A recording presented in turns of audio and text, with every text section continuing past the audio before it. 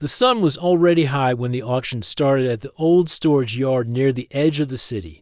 A long line of rusty metal units stood quietly, each one holding stories from people who had forgotten their past or simply walked away from it. The air felt dry, and dust rose with every step the bidders took. Among the crowd stood two poor twins named Ali and Saad. They were both 19 years old, thin, tired, and dressed in simple clothes that had been washed many times. Their lives had never been easy. They worked every day doing small jobs around the city, anything they could find. Some days they earned enough for food. Some days they did not. Still, the twin brothers had something others in the crowd did not have. They had hope. They dreamed of a better life, and they believed that one lucky day might change everything. Today, they hoped that day had finally come. Ali leaned close to his brother. "We have only one chance. We cannot bid again and again. We must choose the right unit," he whispered. Saad nodded. He understood well. They had saved money for months. Every time they skipped a small meal or walked instead of taking a bus, they saved a few rupees. Little by little, they collected enough to take part in one storage auction. It was not much, but it was all they had. The auctioneer moved from one unit to another, lifting the heavy doors so the crowd could peek inside. Many units looked interesting at first, filled with boxes or furniture that seemed valuable. Bidders quickly raised their hands and called out numbers. Ali and Saad stayed silent. Everything was too expensive for them. Then they reached Unit 17. The auctioneer rolled the door up, and the crowd groaned. The unit was a mess. Old broken chairs lay in the corner. Rusted metal shelves were bent. A pile of dusty clothes was thrown on the floor.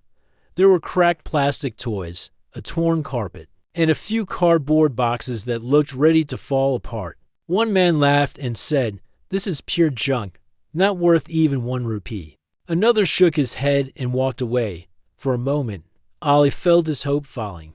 This looked like garbage. But Saad noticed something that made him look again. "Ali, look at that box in the back," Saad whispered. Ali followed his gaze.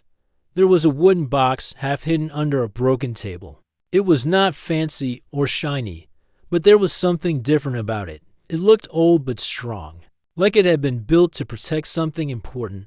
"It might be empty," Ali said. "Or it might be the reason no one came back to empty this unit," Saad replied. The auctioneer looked bored. He was ready to close the door and move to the next unit. "Anyone wants to start the bid?" he asked loudly. Silence followed. No one even stepped closer. Ali looked at Saad. Saad looked at Ali. This was the only unit they could afford. It was risky, maybe foolish, but sometimes life only moves forward when someone is brave enough to take a chance. Ali raised his hand. 1,000, he said.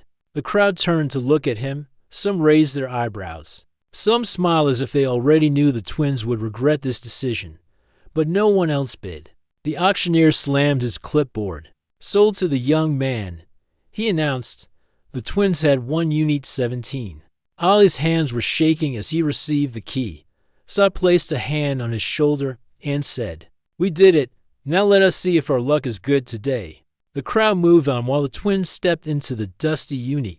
It smelled like old paper and rust. The floor was thick with dirt. The broken items made the space look even smaller. Ali and Saad began sorting through the junk.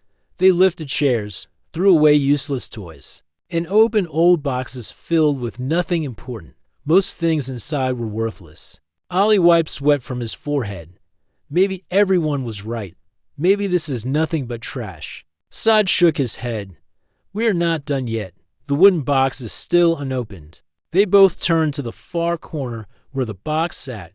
It was about the size of a small suitcase. The wood was dark and smooth with a metal lock on the front. There were carvings on the surface, simple shapes and lines that looked like they were made by hand long ago. Ali crouched beside it. "This is not normal. Who keeps such a box in a place full of old junk?" Saad knelt beside him. "Let us open it." The lock had no key, but the metal was old. Ali found a small metal rod among the junk and tried to pry the lock open. It took a few minutes and a lot of effort. But finally the lock snapped. Both brothers held their breath as Ollie lifted the lid. Inside the box was something wrapped in a thick cloth. The cloth was soft, faded, and tied with a narrow rope. Ollie gently untied the rope and opened the cloth. What he saw made his eyes widen. Inside the wrapping was a small metal cylinder covered with patterns that matched the carvings on the box. The metal was heavy and cold. The patterns were so detailed that they looked like they were carved by someone who spent weeks or even months working on it. "What is this?" Saad whispered. Ollie shook his head slowly. "I do not know, but it is not normal. It feels valuable." They lifted the cylinder out of the cloth. It had no opening, no switch, and no writing. Yet it felt alive in some strange way, as if it held something inside. "Maybe it is from a museum," Saad suggested, "or from someone who collected old items," Ollie said. As they examined it, Saad noticed something else inside the box. In the bottom corner was a folded paper. He picked it up and opened it carefully. The paper held a drawing of the same cylinder. There were arrows pointing to different parts of it. Under the drawing was a short line written in simple handwriting. Ollie read it aloud. "Only the right hands can open what is hidden inside." Both brothers stared at each other. "What does that mean?" Saad asked. Ollie looked down at the cylinder again. His heart began to beat faster. "It means this is not just an old item. Someone hid it for a reason." Suddenly the sound of footsteps came from outside the storage unit. A man walked past the door. He glanced inside, looked at the twins, and paused. His eyes narrowed when he saw the wooden box and the metal cylinder in Ollie's hands. Ollie and Saad felt a strange heaviness in the air. The man stepped closer. "What did you boys find in there?" he asked with a calm voice that did not match the sharp look in his eyes. Saad placed the cylinder back in the box quickly while Ollie pushed the lid down. "It is nothing. Just old things," Ollie said politely. The man smiled, but it was not a friendly smile. "Sometimes old things are more valuable than new ones," he said. He took one more look at the wooden box and then walked away slowly. Ollie waited until he was gone before speaking. "Saad, we must leave now. Something is not right." Saad nodded. "We will take everything home and check again." The twins picked up the box carefully. They cleaned up the unit enough to close it and return the key. As they walked out of the storage yard, both felt the same thing.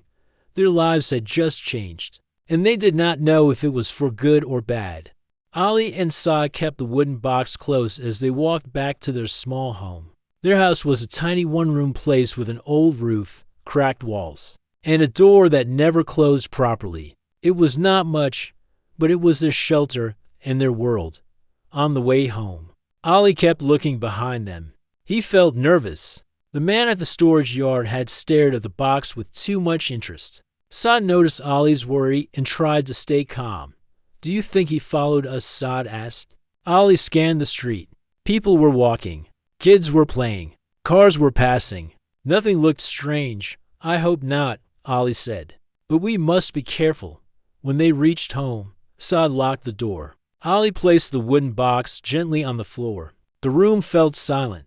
The afternoon sunlight came through a small window, making a soft, warm glow round the box.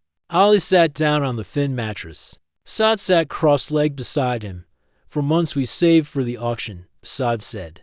"We never thought we would find something like this." Ollie nodded. "It feels like a secret. Something hidden. Something meant to stay hidden." They opened the box again. The metal cylinder looked the same as before, cold, heavy, and mysterious. Its carved patterns were sharp and elegant. Saad held it carefully. "It feels old but also important," Saad said. Ollie lifted the paper again. The drawing showed lines pointing toward different parts of the cylinder. The sentence at the bottom remained the same. "Only the right hands can open what is hidden inside." Ollie read it again. The words felt like a puzzle. "What does right hands mean?" Saad asked. Ollie shrugged. "Maybe someone of a certain family. Maybe someone with a certain key. Maybe someone who knows how it works." Saad gently tapped the surface. "There is no button. No lock. Nothing." Ollie leaned closer. "We should not force it. If it is important, we must understand it first." As they studied it, they noticed something new. When the light from the window touched the metal surface, the carvings seemed to shine slightly. Not glowing, not bright, just a faint shimmer that looked natural. Do you see that? Saad whispered. Ali nodded. It looks like it reacts to light. They held it near the window. The carvings shimmered again, like the metal was absorbing the sunlight. This is not normal, Saad said. Ali agreed. Maybe this is why the person left the warning. This is something not meant for the wrong hands. Saad carefully placed the cylinder back in the cloth. Just then, someone knocked on the door. Both brothers froze. The knock was gentle, but after what happened at the storage yard, it felt like a threat. They exchanged a worried look. Ali whispered, "Do not open it yet." Another knock came, this time slower. Saad tiptoed toward the door and looked through a small crack. He relaxed a little. "It is only our neighbor," Saad said. Their neighbor was an old man named Kareem.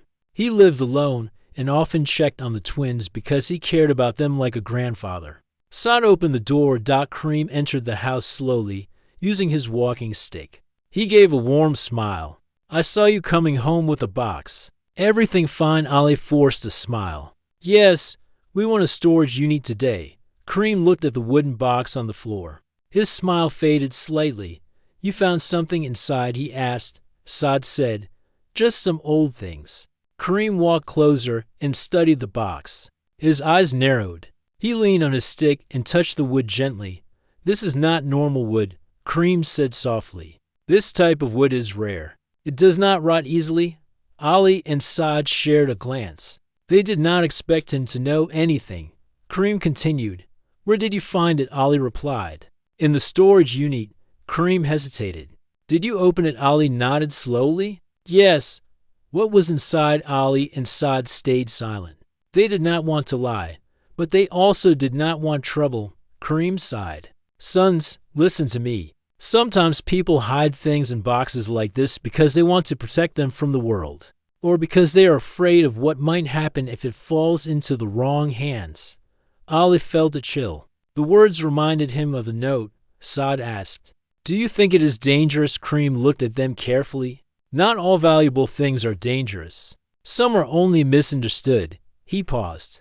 "But some people do dangerous things when they want something." Ali felt uneasy.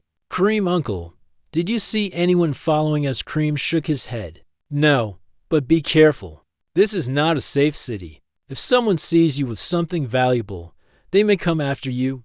Saad nodded slowly. "We will be careful." Kareem gave a soft smile again. "If you ever feel unsafe, come to my house. I may be old, but I am not useless." After he left, the twins closed the door again. Ali locked it twice. Saad sat on the floor. "Do you think he knows about the cylinder?" Ali shook his head. "He knows the box is rare. That is enough. No one else should know what is inside." Saad agreed. The evening passed quietly. They kept the cylinder hidden under their mattress, just in case. They cooked a small meal and shared it, but their minds stayed focused on the strange object they had found. Later that night, Saad was unable to sleep. He kept thinking about the carvings and the shimmer in the sunlight. He whispered to Ali, who was lying beside him, "Do you think this thing has value?" Ali whispered back, "I think it does, but we must find out its meaning before we decide anything." Saad nodded. "Should we look for someone who knows old objects?" Ali hesitated. "If we show this to the wrong person, it may bring trouble. We must first learn more ourselves." Suddenly, they both heard a sound outside. A quick step, a faint scrape, almost like someone brushing against the wall. Ali sat up. "Did you hear that?" Saad whispered. "Yes." They listened carefully. Another soft step. Ali quickly stood and moved the wooden box under the bed. Saad quietly took a metal rod from near the door. Their hearts beat fast. Someone was definitely outside. Ali whispered, "Do not open the door." The footsteps moved closer. Then they stopped right outside the house. The twins held their breath. After a moment, the footsteps moved away slowly. Ali waited. Then he peeked through the small crack near the door. He saw a shadow fading into the alley. Saad whispered, "Who was it?" Ali shook his head. "I could not see the face, but someone was watching our house." Saad felt cold fear in his chest. "It must be the man from the storage yard." Ali nodded. "He knows we found something, And he wants it, Saad spoke in a low voice. We must protect the cylinder, Ali agreed. And we must find out why it is so important.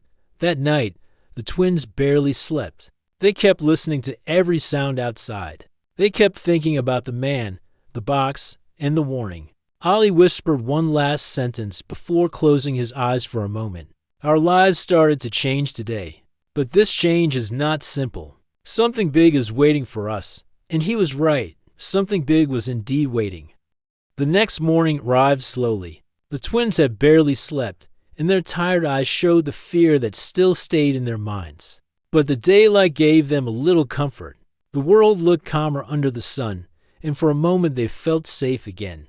Ali stretched his arms and looked at the mattress where the metal cylinder was hidden underneath. We cannot keep it like this. We must learn what it is, he said.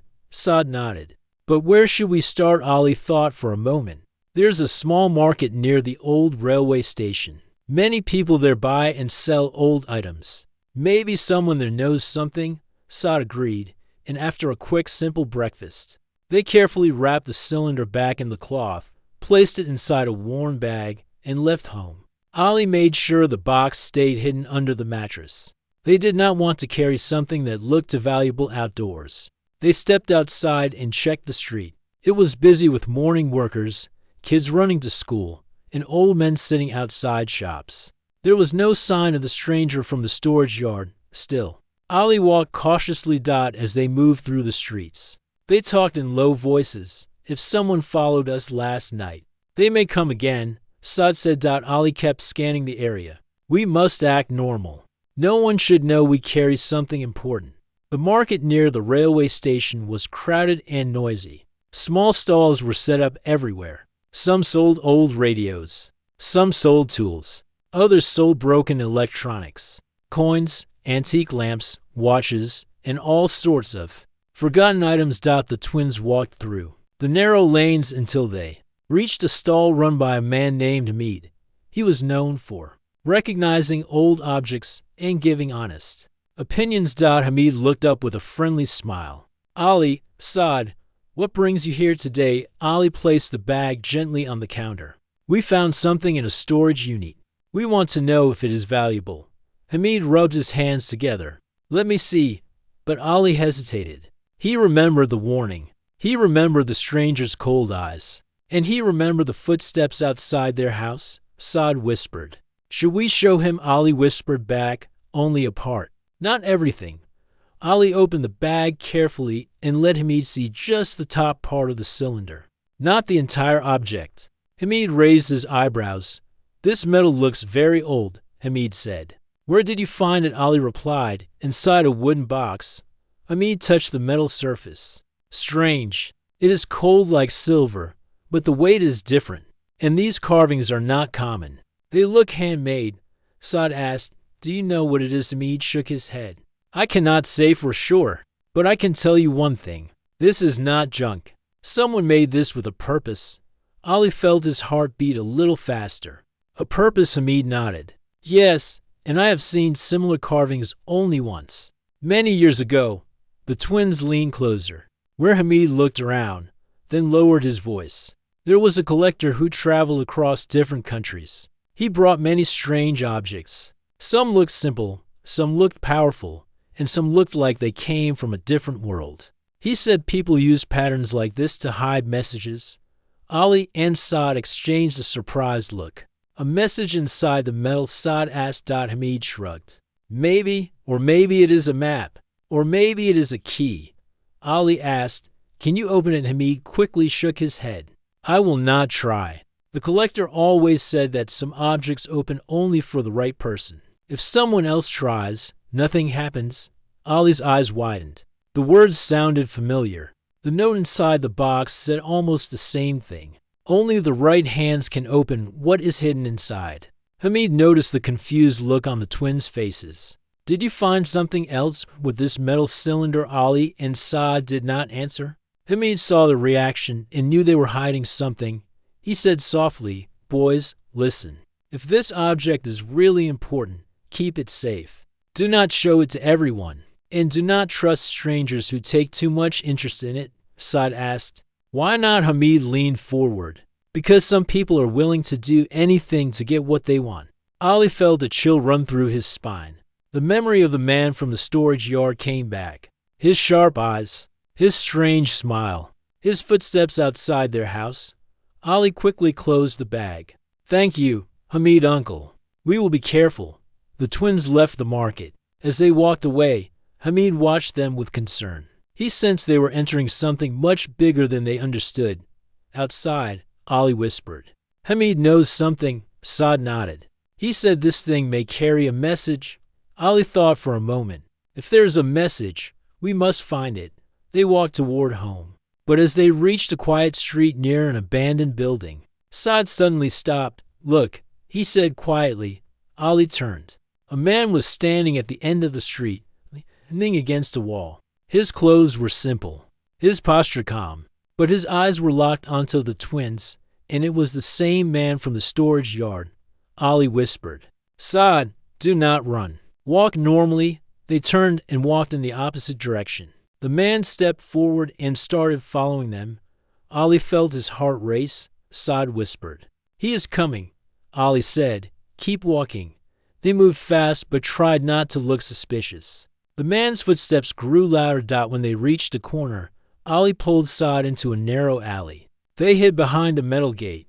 The man's footsteps came closer. The twins held their breath.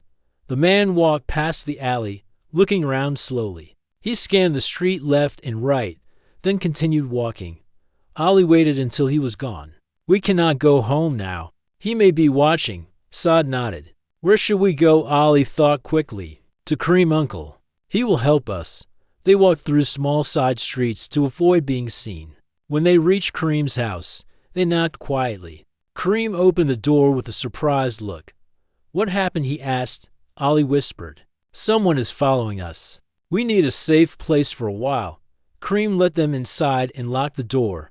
The twins sat down, breathing heavily. Kareem listened as they explained everything. He became serious. This is worse than I thought, Kareem said. Whoever is following you knows the value of what you found, Ali said. We must understand the cylinder before he reaches us. Kareem nodded. Then start now. You are safe here for the moment. The twins brought out the cylinder again. Kareem studied the carvings with his old but sharp eyes. This is not only art, Kareem said. This is a code.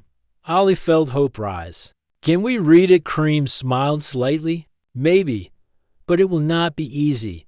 Saad asked, What should we do? Kareem replied, Turn it slowly. Patterns sometimes align to form symbols. Ali held the cylinder and turned it very slowly. The metal felt warm now, as if reacting to their touch. Suddenly Saad gasped. Ali, stop.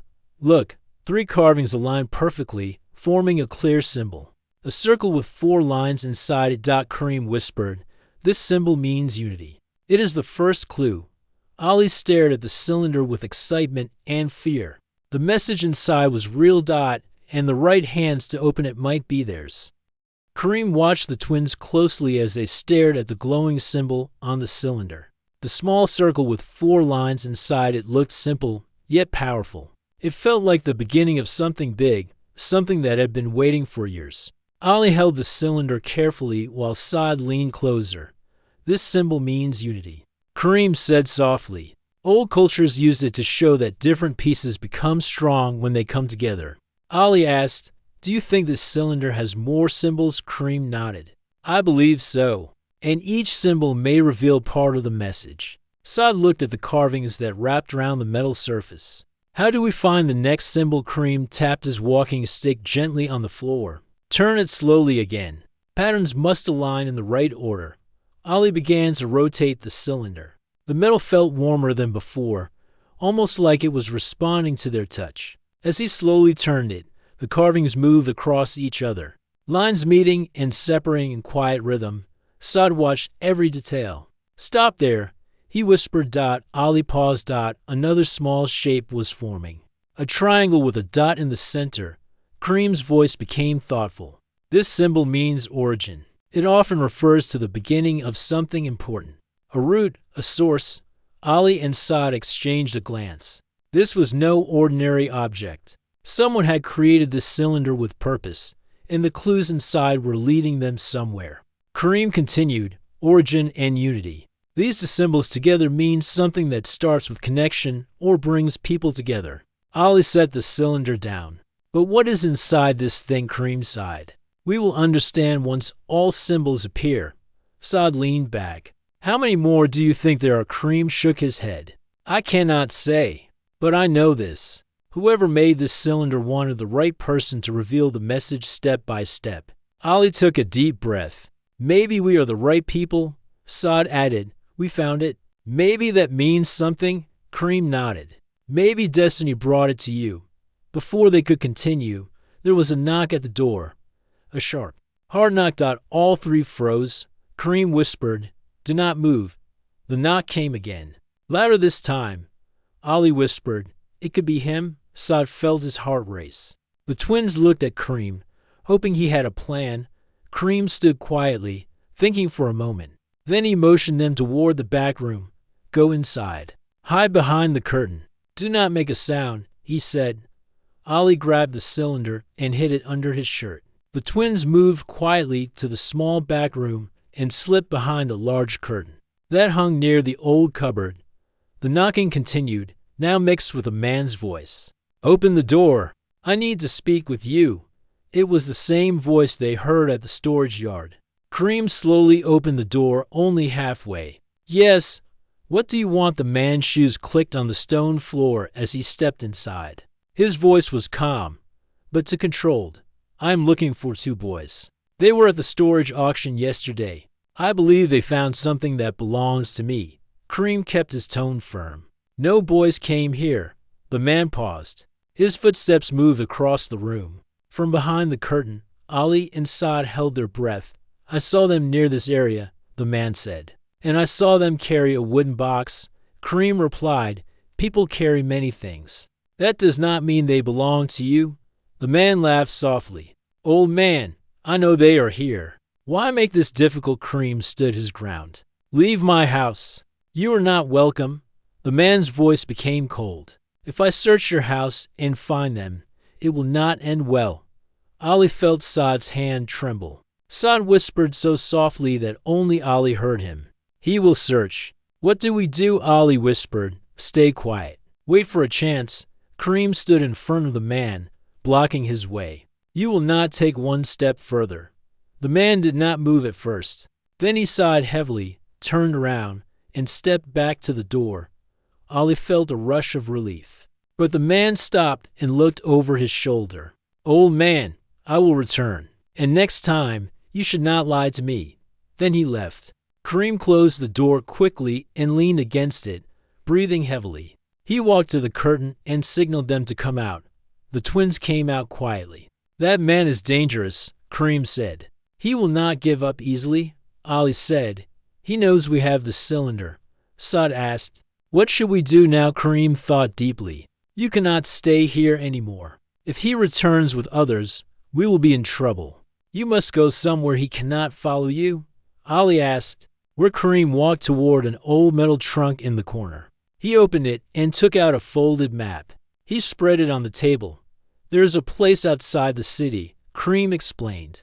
A small abandoned library. Many years ago, people studied old symbols and languages there. The building is not used anymore, but the books and records may still be inside. If this cylinder belongs to some ancient group, that library may hold answers. Saad pointed at the map.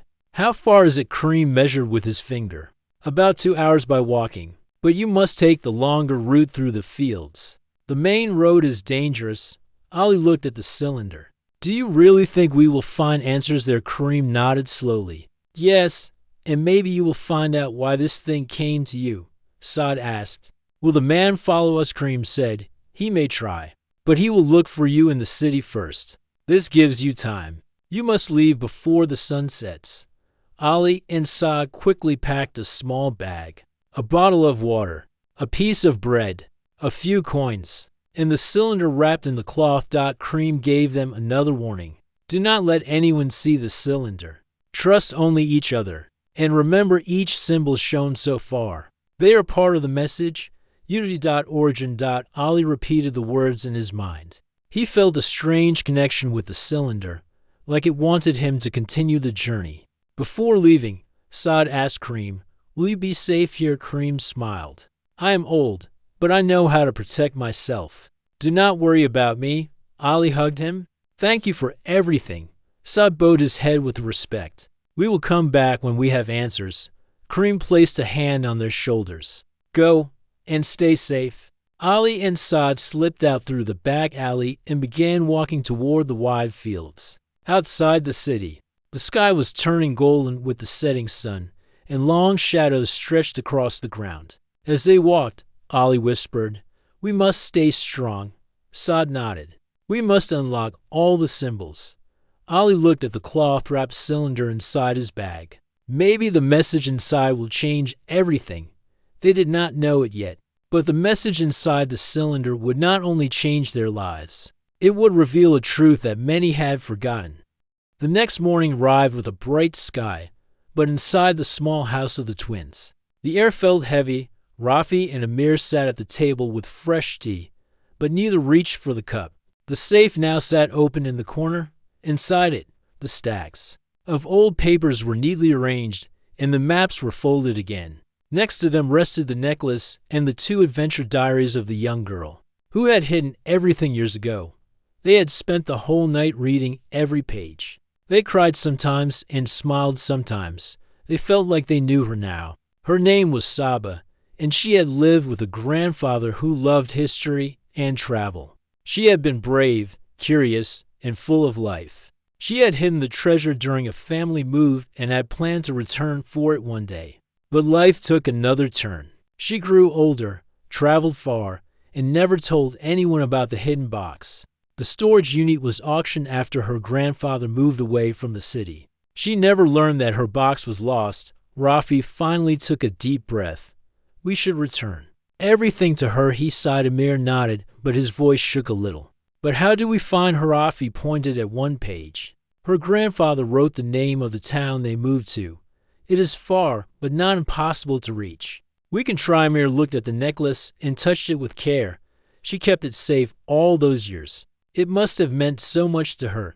If we return it, maybe we can give her something better than money. So the twins made a decision. They packed the items in a strong wooden box. They wrapped each paper with soft cloth and kept the necklace in a small padded case. They borrowed a motorbike from a neighbor and started their long ride to the town.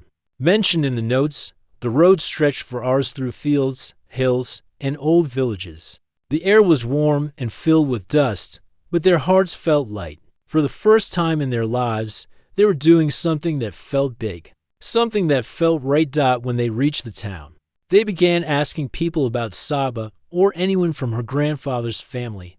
Most people did not know. A few older shopkeepers tried to remember but shook their heads. The twins kept walking until they reached a small tea stall near a river. An old man sat there reading a newspaper. Amir stepped forward and asked politely, "Excuse me, do you know anyone named Saba who lived here many years ago?" She had a grandfather who liked history. The old man slowly lowered his newspaper. His eyes widened. "Saba, I remember her well. She left many years ago. Her grandfather passed away, and after that she moved to the city nearby. She became a teacher there. She was a bright girl." Rafi felt hope rise in his chest. "Do you know how we can find her?" The old man nodded. "Yes, she works at a small school near the old library. If you go now, you might reach before afternoon." Twins thanked him again and again. They got back on the motorbike and hurried toward the next city.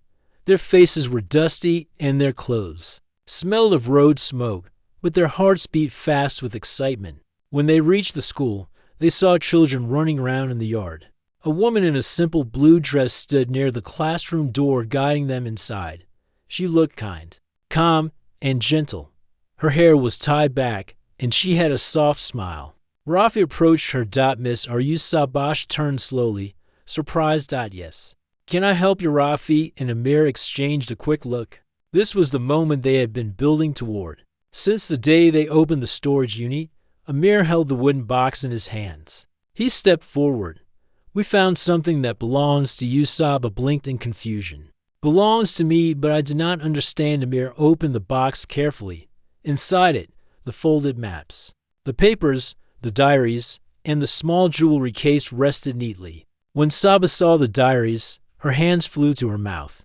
Tears filled her eyes before she even touched them. These are mine, she whispered with a trembling voice. I thought I lost them forever. She opened her diary and held it close to her chest. Then she opened the jewelry case and gasped softly.